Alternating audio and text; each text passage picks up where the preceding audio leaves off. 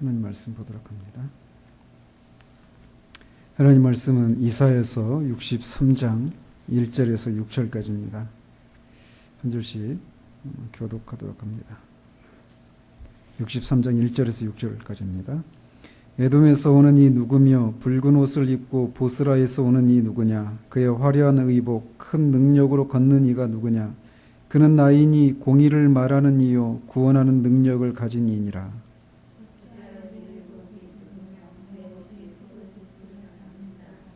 만민 가운데 나와 함께한 자가 없이 내가 홀로 포도주틀을 밟았는데 내가 노함으로 말미암아 무리를 밟았고 분함으로 말미암아 짓밟았으므로 그들의 선혈이 내 옷에 튀어 내 의복을 다 더럽혔음이니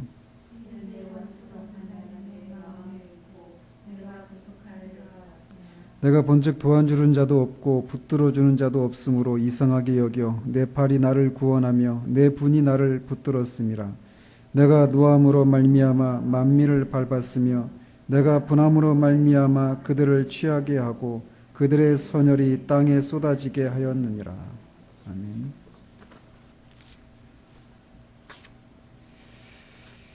지난주에는 이사야 62장에서 선지자가 시온, 즉 예루살렘 또는 신약의 용어로 하나님의 교회의 절망적인 상태를 바라보고 슬퍼하면서 시온의 영광이 회복될 때까지 성벽에 파수꾼을 세워서 쉬지 않겠다고 한 내용을 살폈습니다. 그는 하나님께서 다시금 시온의 영광을 열방 가운데서 높이실 때까지 하나님으로 하여금 쉬지 못하게 하자라고 하는 이런 기도로의 초청을 했던 것을 살펴보았습니다. 부흥이 바로 그런 것이라고 말씀을 드렸습니다. 오늘은 하나님의 개입이라고 하는 제목으로 이 63장 1절에서 6절까지를 살펴보도록 합니다. 로이 존스 목사님의 설교 원 제목은 대관식이 다가오고 있습니다. 이런 제목입니다. 그 번역이 훨씬 원 제목이 나을 것 같은데 좀 아쉬운 면이 있습니다. 오늘 본문은 언뜻 보면 이 62장과 이 63장 7절에 이어지는 이 내용의 중간에 이렇게 흐름이 서로 끊어지는 것 같은 그런 내용이어서 이게 이렇게 삽입된 어떤 본문이 아닌가라고 하는 그런 생각을 하기가 쉬운 본문입니다. 실제로 이 이사야서를 이제 이사야 선지자가 기록하지 않고 이후에 여러 명의 저자들이 편집한 것이다라고 주장하는 학자들이 있습니다.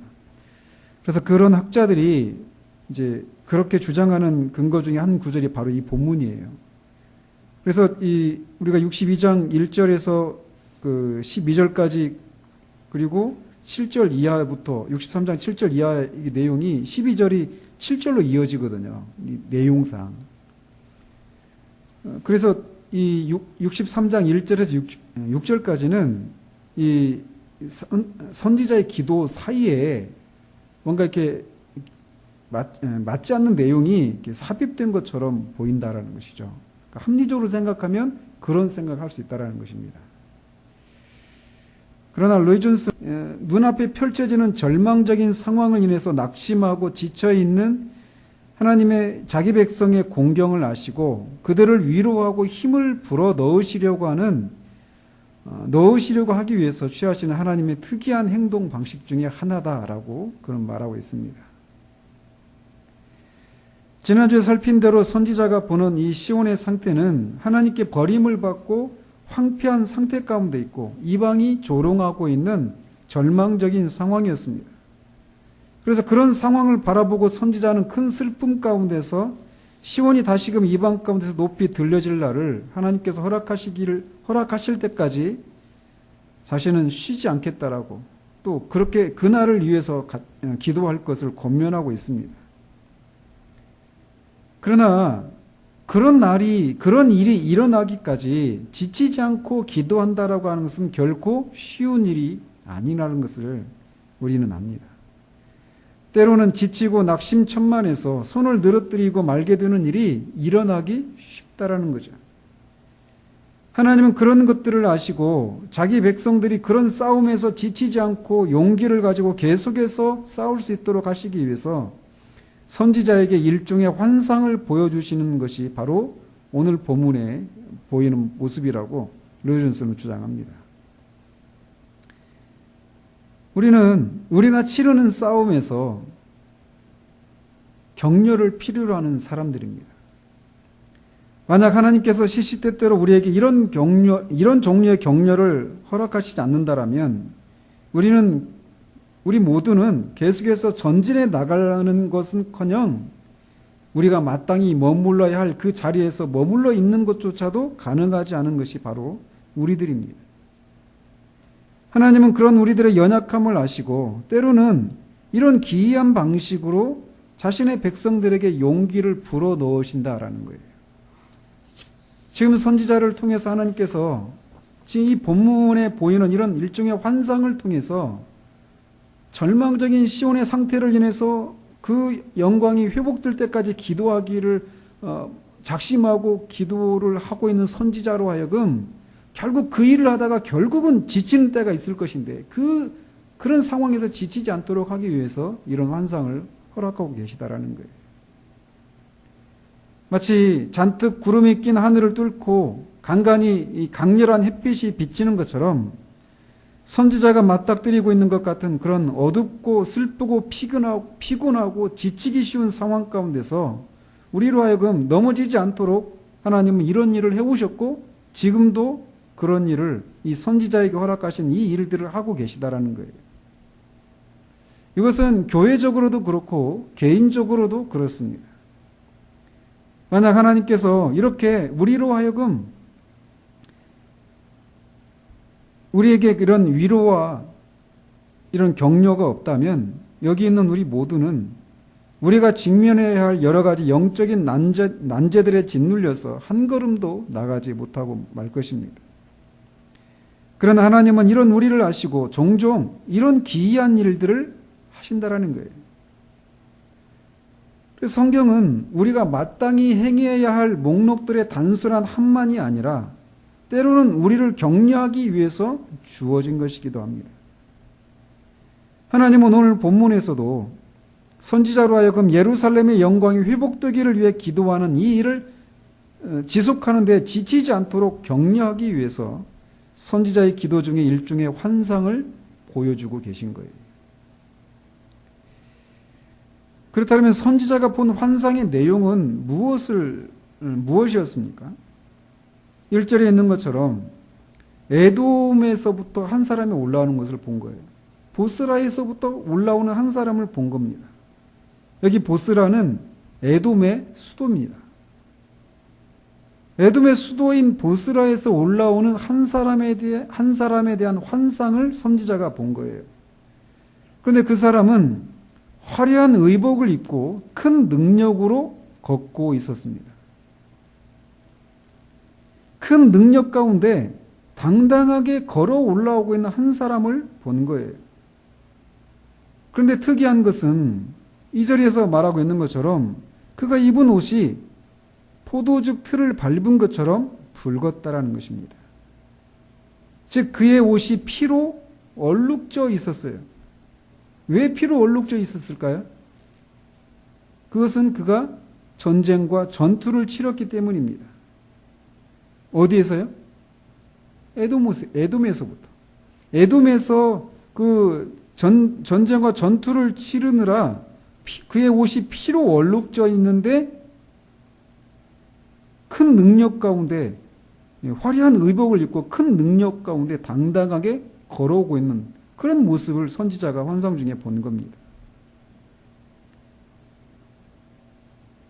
즉 그는 그 전쟁과 전투에서 에돔에서 있었던 그 전쟁과 전투에서 승리를 하고 올라오고 있는 그런 모습을 그가 보게 되는 거예요.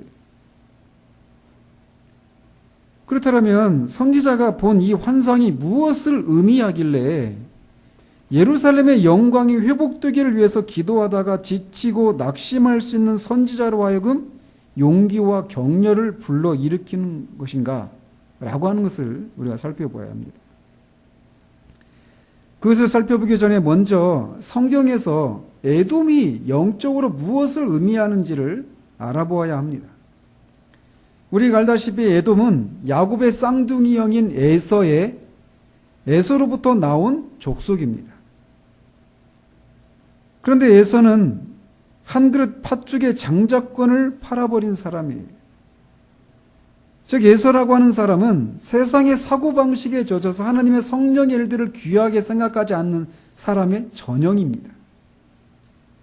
하나님의 성령의 일들을 귀하게 여기지 않는 것을 넘어서서 하나님의 일을 대적하는 하나님의 원수들, 하나님 나라의 원수들을 상징하는 그런 족속이 에돔 족속입니다.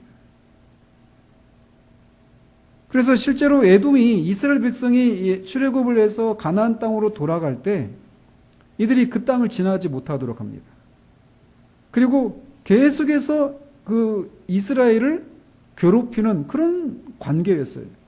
그리고 나중에 이 남유다가 바벨론에 의해서 이렇게 멸망을 당할 때 그 예루살렘을 치는데 에돔도 동참을 했어요. 그리고 이 예루살렘이 황폐화되고 막 무너지는 그런 모습을 보면서 손뼉을 치고 막 즐거워했었습니다. 에돔은 그래서 구약에 나오는 에돔은 하나님의 원수, 하나님 나라의 대적을 상징하는 그런 족속이라고 할 수 있어요. 뿐만 아니라 에돔은 주 예수 그리스도와 교회를 대적하는 사람들을 상징하기도 합니다. 교회를 대적하고 반대했던 지난 모든 세월의 이 사람들이나 기관들을 에돔이라고 말할 수 있다는 거예요. 따라서 영적인 의미에서 에돔은 과거에도 그랬고 지금도 여전히 존재하면서 교회를 파멸시키려고 호시탐탐 노리고 있는 그런 사람들 또는 그런 세력들을 가리킨다라고 할 수 있습니다.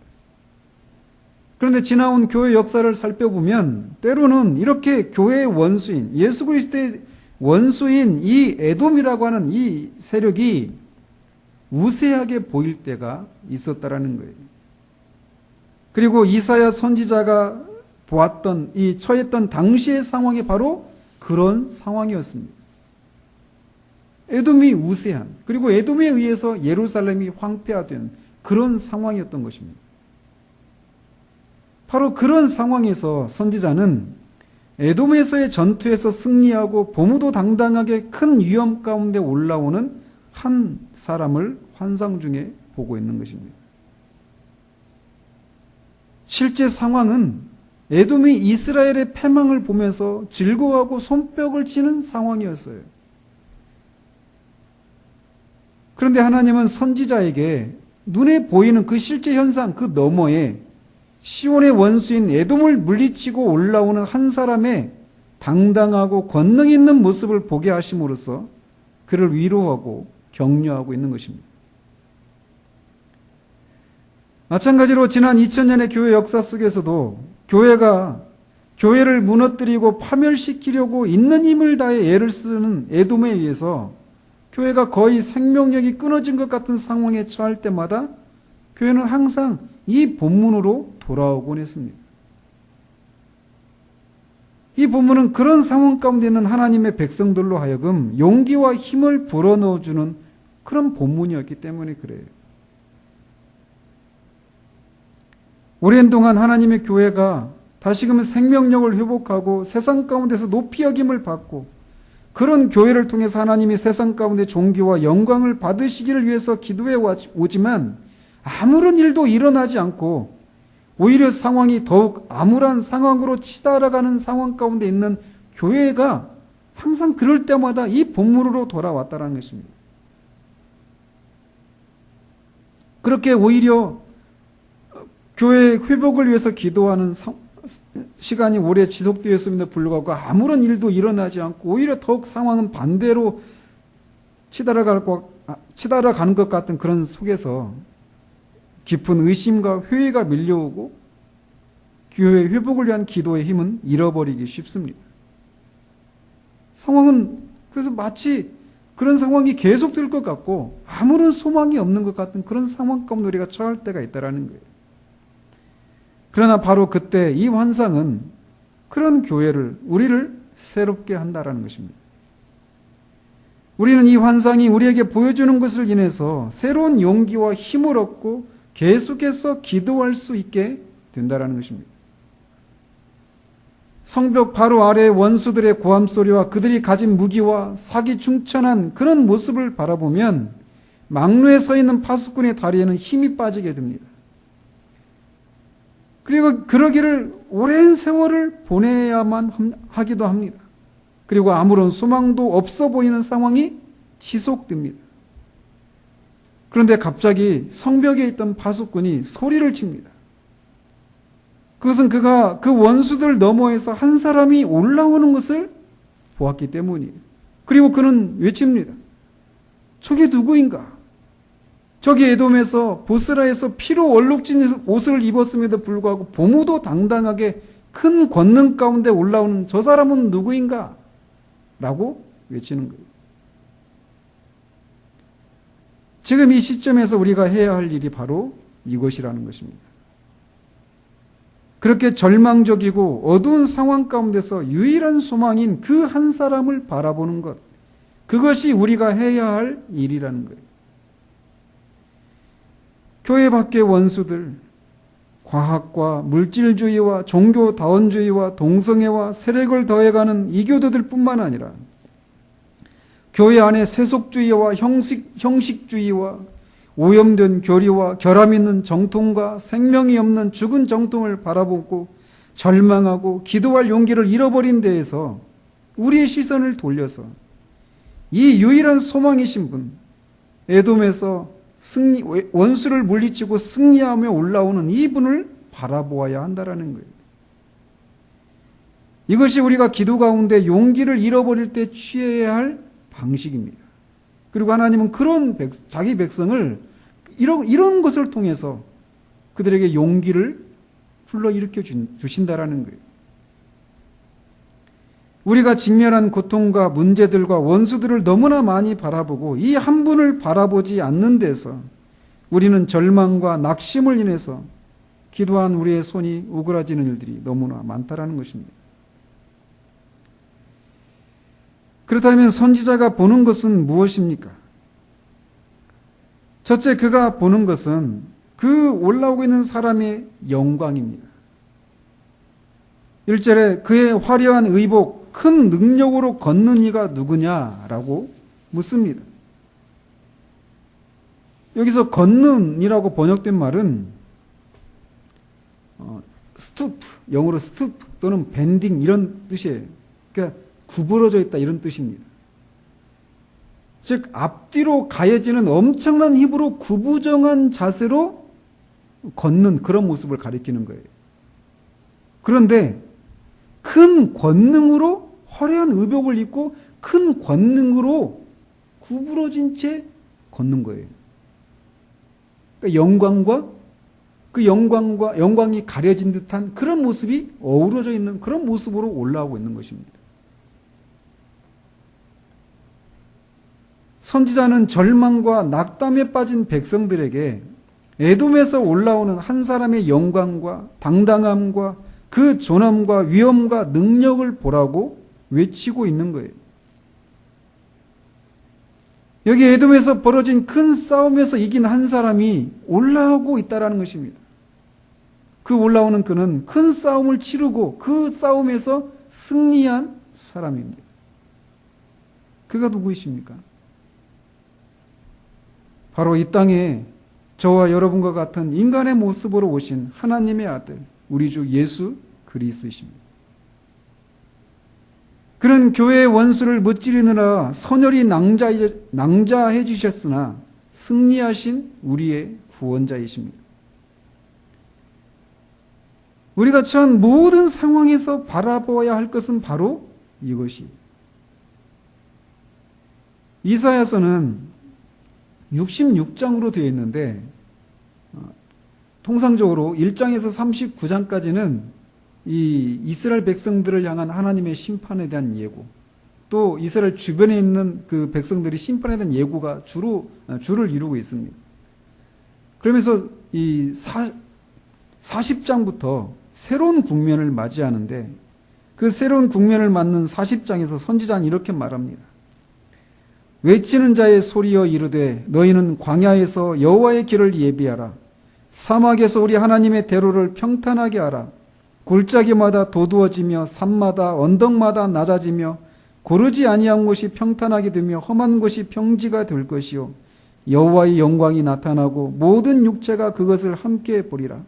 이는 여호와의 입이 말씀하셨느니라. 이 본문은 세례 요한이 예수 그리스도의 사역에 앞서서 자신이 할 사역이 바로 이것이다라고 하면서 이 본문과 자신의 사역을 연결시키고 있는 것을 우리는 복음서에서 봅니다. 말씀드린 것처럼 이사야서 이 바로 앞에까지 전개되는 상황은 장차 예루살렘이 황폐해지고 암울해지게 될 상황에 올 것이라고 하는 내용이 주를 이루고 있습니다. 그러나 40장부터는 새로운 예언을 하면서 선지자는 여호와의 영광이 나타나고 모든 육체가 그것을 함께 보게 될 것이라고 예언하고 있어요. 그분이 누구십니까? 바로 우리 주 예수 그리스도이십니다. 즉 아무런 상황만을 바라보는 것이 아니라 여호와의 영광이 나타날 것을 바라보는 일을 하고 있는 거예요. 아니 하나님께서 선지자로 하여금 그것을 선지자에게 보여주고 있는 것이에요. 네가 지금 보고 있는 상황은 이방에 의해서 시온이 오히려 조롱거리가 되었고 하나님으로부터 버림을 받은 뷸라나 헵시바가 아닌 버림받은 그런 상태와 같은 상황이라는 거죠. 근데 그 상황을 보게 하시고 그로 하여금 슬픔 가운데 다시금 그것을 회복될 날을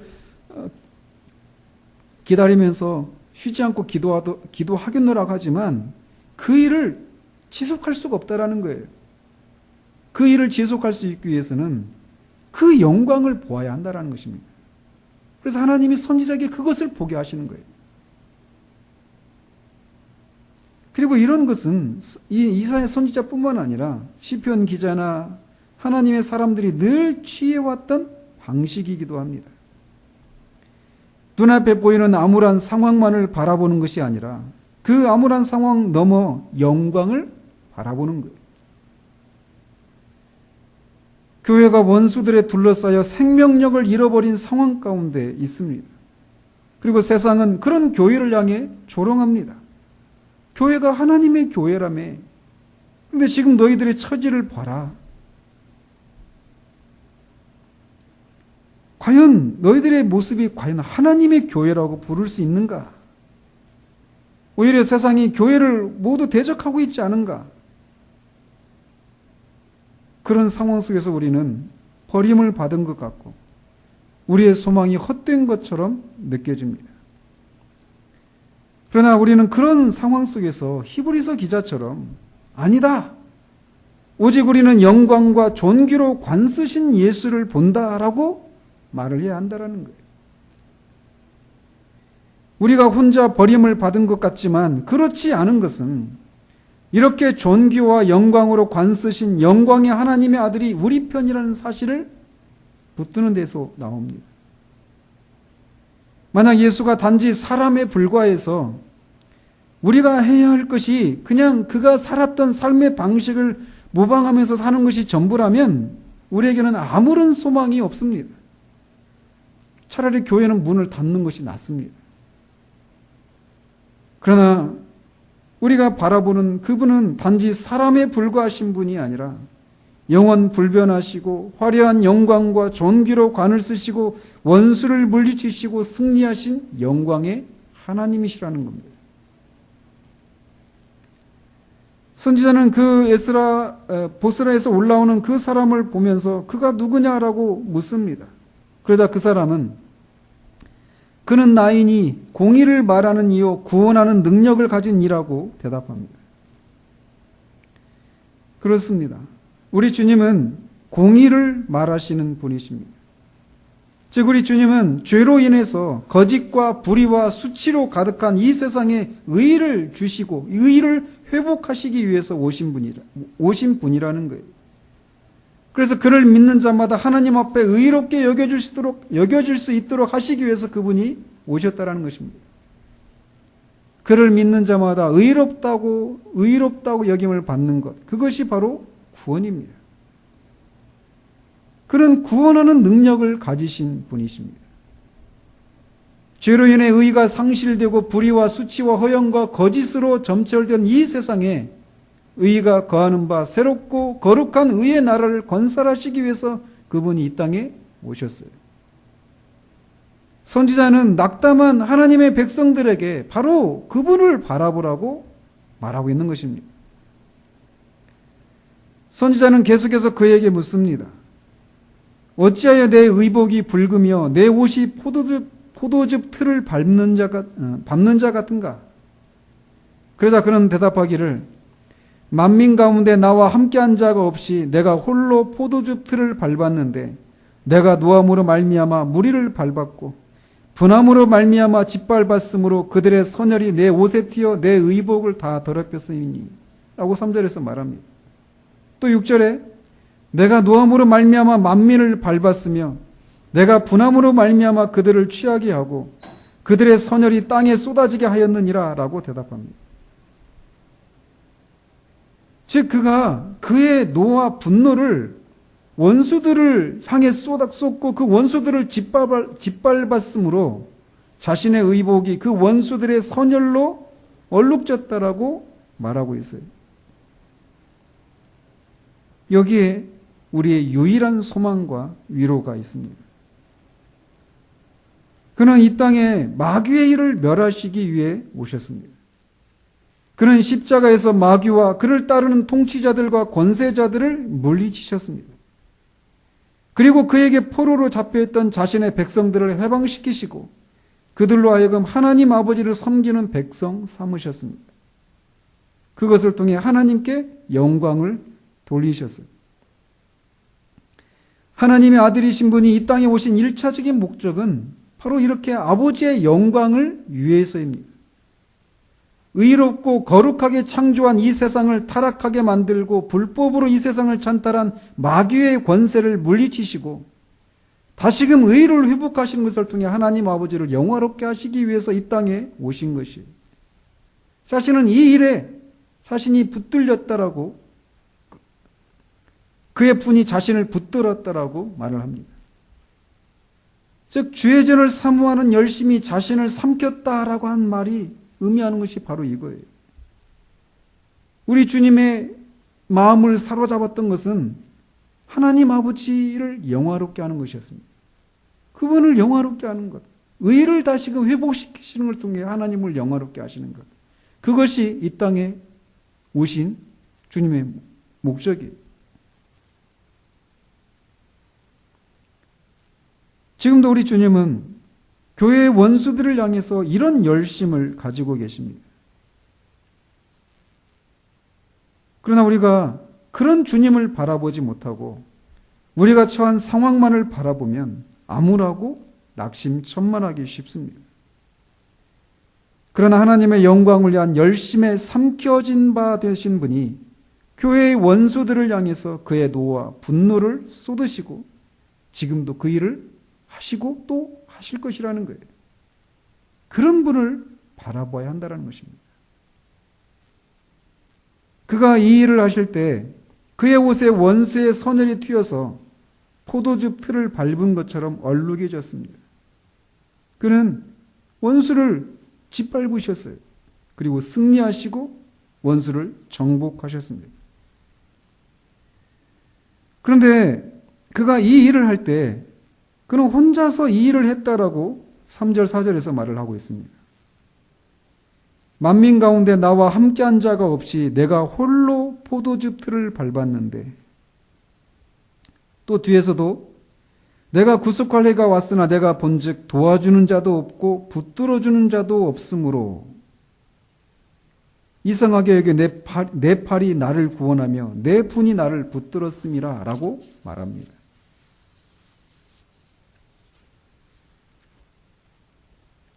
즉 타락해서 죄와 불의와 거짓과 허용과 수치로 가득한 이 세상을 의가 회복되도록 하시기 위해서 이 땅에 오신 그분은 그 일을 하시되 혼자 하셨다라고 말하고 있어요. 성경은 언제나 이것을 우리에게 강조하고 있습니다. 즉 우리 주님의 구원 사역은 처음부터 끝까지 우리 주님 혼자 감당하셨던 주님의 사역이었다라고 말하고 있다라는 거예요. 타락한 세상을 향한 하나님의 처음 언약은 아담에게 주어졌는데 여자의 후손이 뱀의 머리를 상하게 할 것이다라고 하는 말씀을 통해 그 약속을 주셨습니다. 근데 거기 창세기 3장 15절에 여자의 후손이라고 할 때 단수로 사용되어 있어요.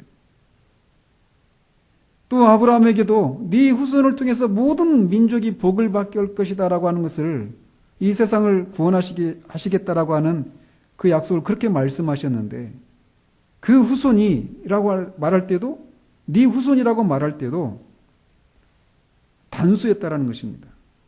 그래서 그 구절을 사도가 갈라디아서 3장 16절에서 이렇게 해석하고 있어요.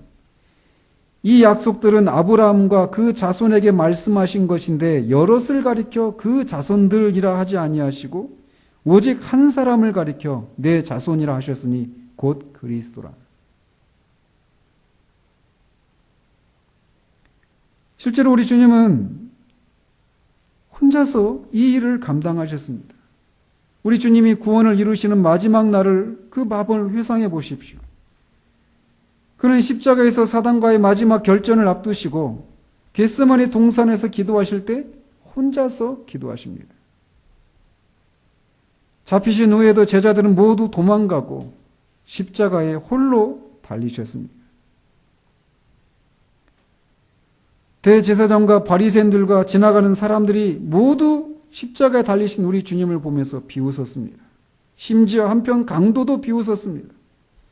네가 과연 하나님의 아들 그리스도라면 어떻게 그렇게 무기력하게 하나님의 진노를 받은 자의 죽음을 의미하는 나무에 달려 죽을 수 있는가?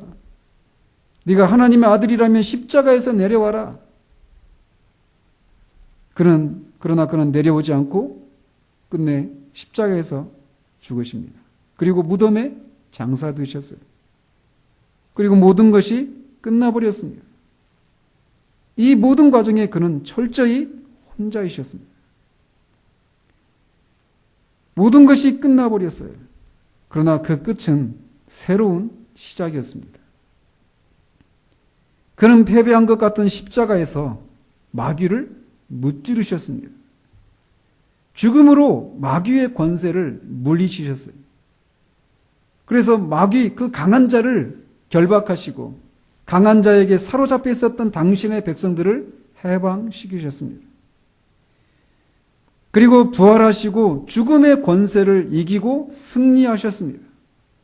그래서 그는 사망아 너의 쏘는 것이 어디 있느냐, 무덤아 너의 이김이 어디 있느냐라고 외치셨습니다. 그리고 하늘과 땅 위의 모든 이름에 뛰어난 영광을 입으셨어요. 그리고 지금은 승천하셔서 하나님 보좌 우편에 앉아 계십니다. 즉 그는 십자가의 죽으심과 부활을 통해서 모든 원수들을 물리치셨어요. 그의 옷에는 원수들의 선혈이 낭자합니다. 죄와 사망과 사탄의 그 선혈이 낭자합니다. 그리고 그 일을 혼자 감당하셨습니다. 어느 누구의 도움도 받지 않으시고 혼자 이 일을 하셨습니다. 그는 영광의 주님이십니다. 그는 하나님의 아들 그리스도이십니다.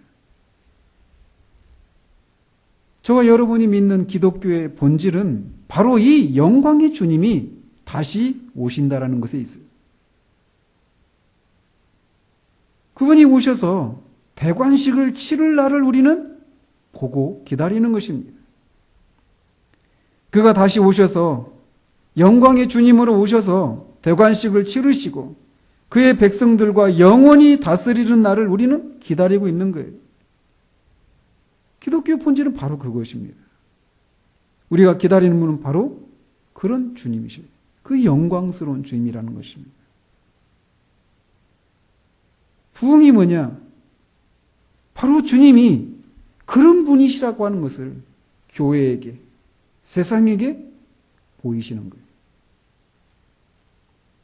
그래서 교회를 둘러싼 원수들을 흩어버리시고 교회로 하여금 다시금 소생해서 교회가 하나님의 교회임을 드러내 하나님께 영광을 돌려드리는 것. 그것이 부흥의 본질인 것입니다. 그런데 우리는 이런 부흥을 위해서 기도하다가 선지자가 처한 상황처럼 상황은 전혀 변함이 없고 오히려 뒤로 더 이렇게 좋아지지 않는 그런 상황 속에서 낭망되고 절망이 되는 순간에 하나님은 때때로 우리에게 이렇게 주님이 영광스러운 주님이시라고 하는 것을 우리로 하여금 보이신다라는 거예요. 그래서 용기를 얻어서 다시금 우리의 기도를 감당하도록 하신다라는 것입니다. 그러므로 우리는 부흥을 위해서 기도하다가 낙심하고 지쳐있는 그런 상황 가운데 우리가 있다라면 하나님께서 선지자에게 이런 영광을 보이셔서 다시금 그로 하여금 용기를 가지고 하나님이 시온을 열방 가운데서 높이실 때까지 여호와로 쉬지 못하게 하는 그 기도를 감당할 수 있도록 하셨던 것처럼 우리에게도 그런 은혜를 허락해 주시기를 위해서 우리는 구해야 합니다. 그러나 동시에 우리가 믿는 바, 우리가 기다리는 바, 우리 주님은 영광의 주님이라는 사실들을 우리가 바라볼 수 있어야 돼요.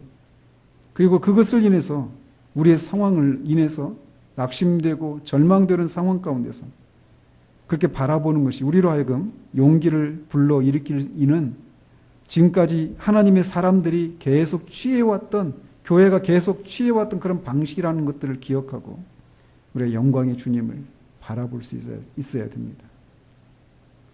그는 누구십니까? 흰 옷을 입고 화려한 의복, 큰 능력으로 걸어오시는 그분은 누구십니까? 십자가에서 죽으시고 다시 살아나심으로 모든 영광을, 모든 존귀와 영광을 관쓰신 그런 영광의 주님이십니다. 그 주님이 우리 시대 가운데, 주님이 마지막으로 오시기 전에라도 우리 시대, 이 절망스러운 시대 가운데 주님이 바로 그런 주님이라는 것을 조금이라도 드러내시기를 위해서 기도하는 우리 모두이기를 바랍니다.